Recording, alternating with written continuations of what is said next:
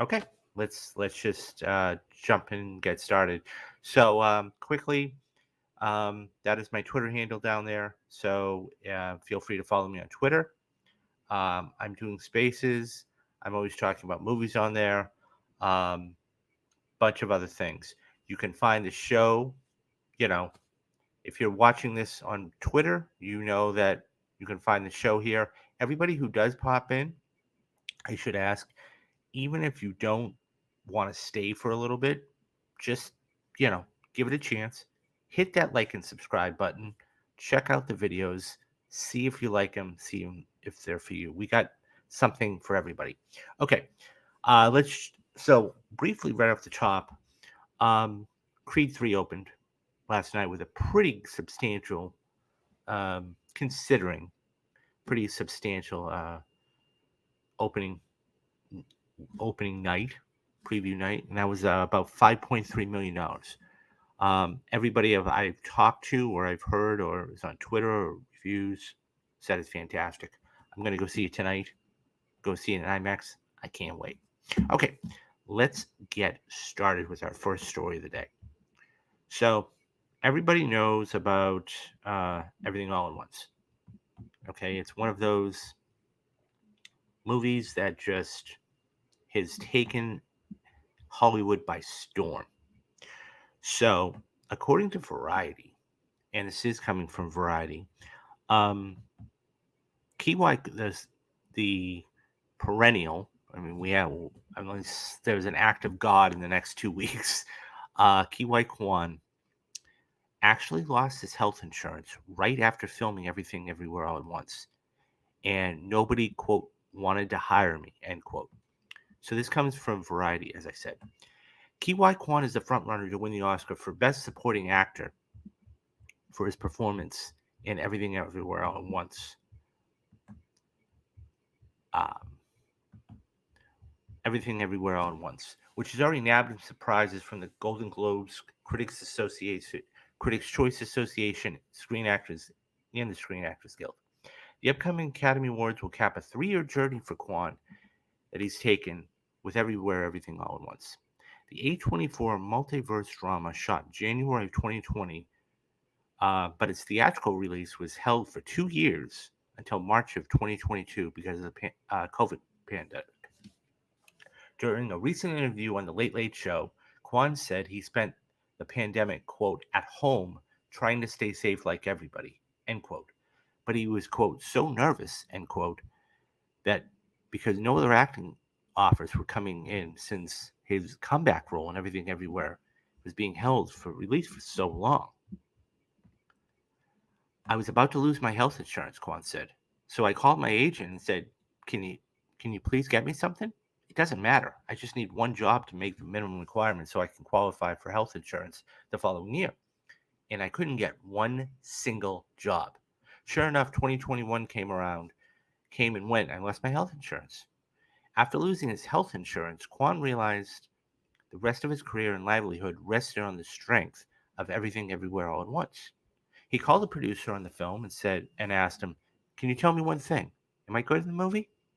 When the producer questioned why Kwan would ask that, the actor told him the truth. Well, nobody wants to hire me. The producer said, Keith, just be patient. You just wait, Kwan said. The movie will come out in March of last year, and my life has changed. Kwan's life really has changed. Not only is he an Oscar frontrunner, but he's also gotten a new role in Marvel Cinematic Universe courtesy of Loki season 2.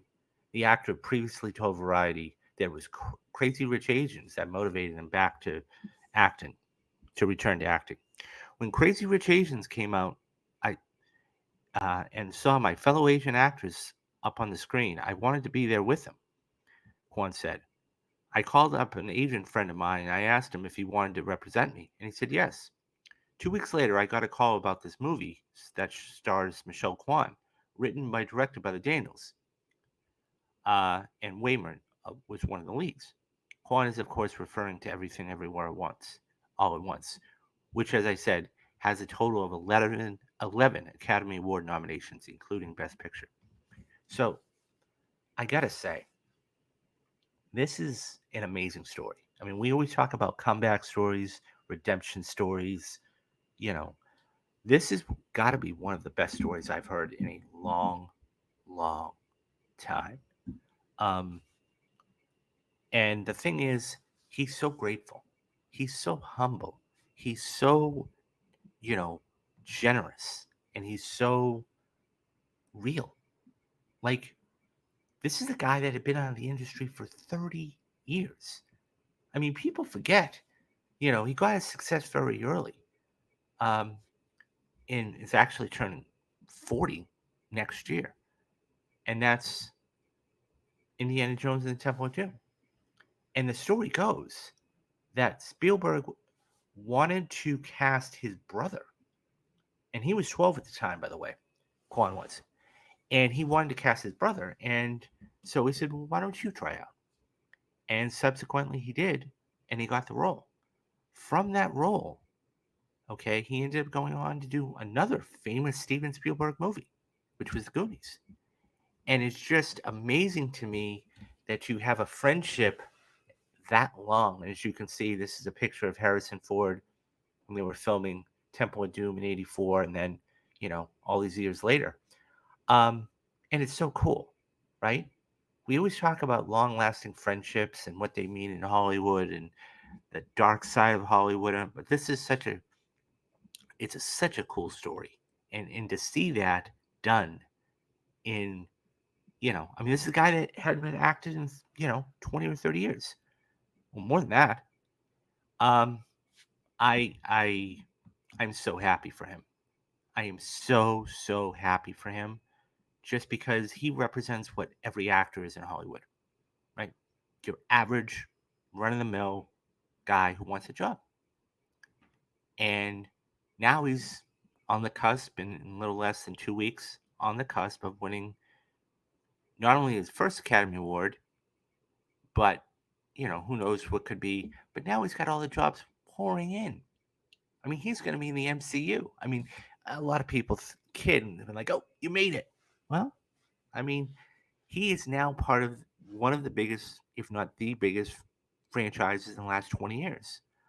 Um, I couldn't be happier for this guy. This is one of those feel good stories that you just, yeah, thumbs up, right on. You can't beat it, right? It's, I mean, I remember seeing the Goonies when I was a kid, Temple of Doom, and how that used to scare me. And it just, but he was so magnetic. He was so fun. And, sitting, if you guys really want something interesting to watch, sit down and watch the Hollywood Reporters acting roundtable on acting. And it's Brendan Fraser and it's Huy Quan and it's, a couple of other people. And it's just Colin Farrell, I think. And there's a couple other guys in there. And it's just such a cool um, thing because, and that's the other thing too. Brendan Fraser and Key have really, because they were out of the business for so many years. And now they're not only in the limelight, but possible favorites to win an Oscar. Um, I love this story. Yeah, and you just can't gush about it enough, right? This is one of those stories that, 5, 10, 20 years from now, we're going to look at and go, wow, that was really cool.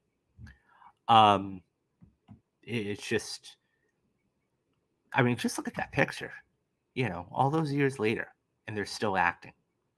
And anybody who watched, I think it was the Globes, where the first person he pointed to and thanked was Steven Spielberg. And he said, because of you, I have, you know, I am in what I do in acting and I've gotten back to it. And, it's just an amazing thing to see.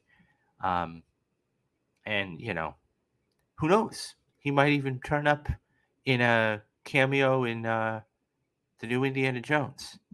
You know, I kid about that, but that would be something else, wouldn't it? So, I mean, the fact that, in all seriousness, though, the fact that they, Crazy Rich Asians finally got him that role he wanted, yeah, that's really cool. We're starting to slowly make progress about that. What do you guys think? I mean, when do you remember seeing Ki Wai Kwan the first time? Was it the Goonies? Was it Indiana Jones and the Temple of Doom? Was it Everything Everywhere All at Once? Um, did you like Short Round back in those days? Or, the characters he played? Do me a favor. Leave me your thoughts down in the comment section. We'll get back to you.